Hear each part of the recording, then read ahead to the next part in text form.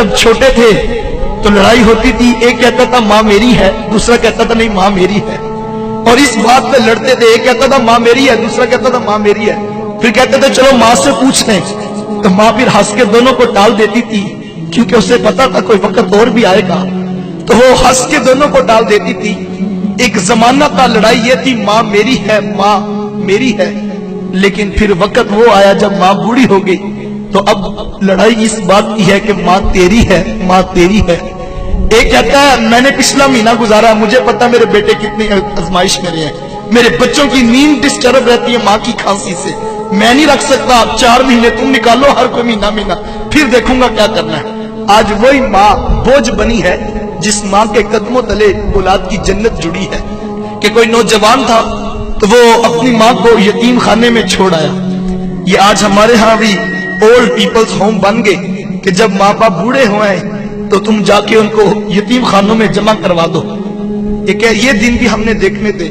تو خیر وہ ماں تو جمع کرایا اور ساتھ انتظامیہ کو نمبر لکھ کے دے دیا کہ جب ماں مرنے لگے تو مجھے فون کر دینا، میں نے تدفین ابائی گاؤں میں کرنی۔ خیر اس کا وقت آخر قریب آیا تو انتظامیہ والوں نے فون کیا اور کہا کہ ماں مرنے کے قریب ہے، اگر ملاقات کرنی ہے تو آ جا۔ خیر وہ پہنچا اور اس نے آ کے کہا ماں اگر تیری کوئی خواہش ہو تو مجھے پورا کرنے کا خواہش کا رکھتا ہوں، تو تو مجھے کوئی بات کہے تو میں اسے پورا کر دوں۔ تو اس نے کہا بیٹا یہ یتیم خانہ جہاں تو نے مجھے جمع کروایا تو اس کے کچھ پنکھے خراب ہیں، جب جون جولائی کی گرمی آتی ہے تو یہاں بوڑھے ماں باپ سے سکتے ہیں، اگر تیرے پاس پیسوں میں وسعت ہو تو یہاں کے پنکھے تبدیل کروا دے۔ تو کہنے لگا کہ ماں اب میں پنکھے تبدیل کروا بھی دوں تو تجھے کیا فائدہ، تو پہلے بتایا ہوتا تو میں تبدیل کروا دیتا، تجھے بھی فائدہ ہو جاتا، اب میں تبدیل کروا بھی دوں تو تجھے کیا فائدہ۔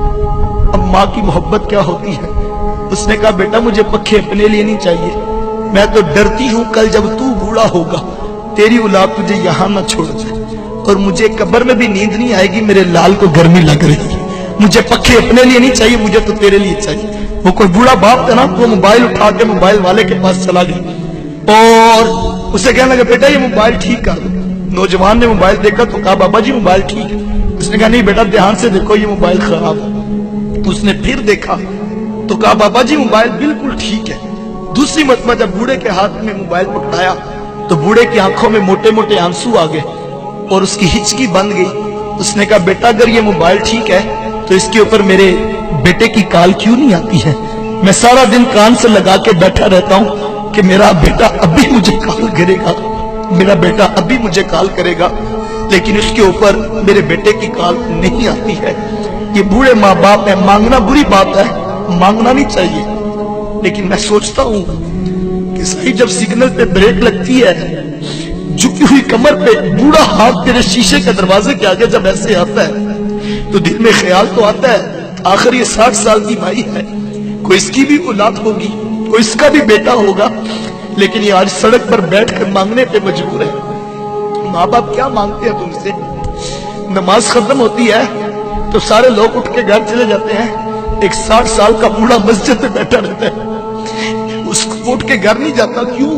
تو اس کو پتا میری گھر میں کس کو ضرورت ہے، وہ مسجد کے قاری صاحب کے پاس بیٹھ کے وقت گزار لیتا ہے، وہ اپنے بیٹوں کے پاس نہیں جاتا۔ 4 بیٹے بیٹھے ہوں گھر میں کسی بات پہ مشاورت ہو رہی ہو، ہر کوئی آگے بڑھ کے اپنے دل کی رائے دیتا ہے، لیکن ایک بوڑھا باپ ہے جو چپ بیٹھا ہے، وہ نہیں بتاتا اپنے دل کی بات، کیوں؟ اسے پتا میری بات کی کیا حیثیت اور کیا اوقات ہے۔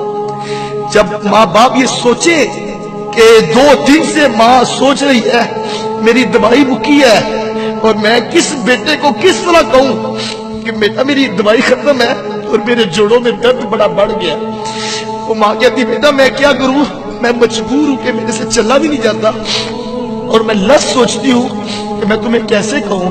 وہ جو باہر بیٹھ کے 2000 کا دوستوں میں ڈنر کر کے آ جاتا ہے، ماں کی دوائی کی خبر لینے کے لیے اس کے پاس نہ وقت ہے نہ اس کے پاس سوچ ہے۔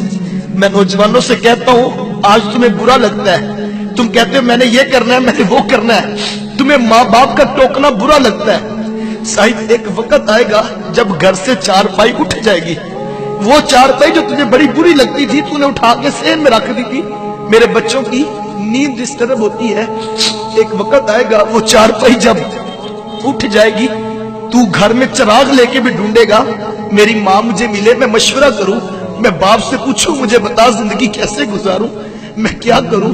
उस वक्त तुझे घर खाने को आएगा, लेकिन उस वक्त का पछताना कोई काम नहीं आएगा। अपने माँ बाप की कदर कर लो।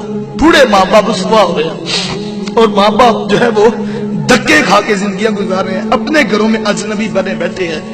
ये वो दुखड़ा है जिसका हम जो है वो अजाला कर सकते हैं। अपनी जन्नत को यतीम खानों में ना जमा कराओ, अपनी जन्नत को दूसरों के ऊपर ना डालो, इस जन्नत की कदर कर लो।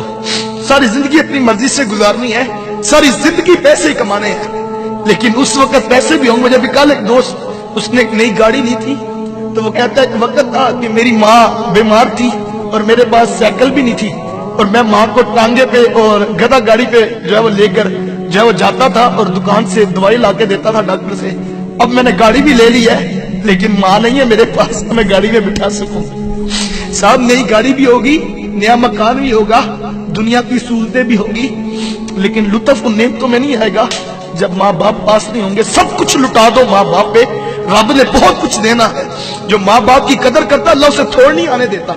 सब कुछ लुटा दो, खुद भूखे रह लो, माँ की दवाई की, माँ के दूध के लिए अखराजात की टेंशन ना लो, सब कुछ लुटा दो उन पे।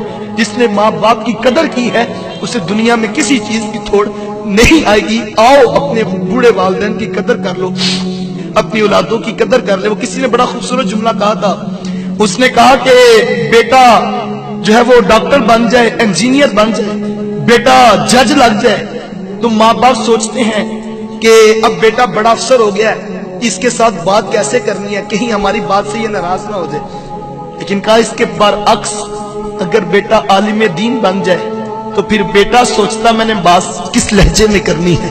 अगर मेरा लहजा भी ऊंचा हो गया तो अर्श का रहमान नाराज हो जाएगा और मेरा जो है वो खुदा नाराज हो जाएगा। कहा अगर बेटा दीन की राहों पे आ जाए तो फिर बेटा सोचता है कि कहीं मेरा लहजा ऊंचा ना हो जाए। आए अपने वालिदैन की कदर कर ले।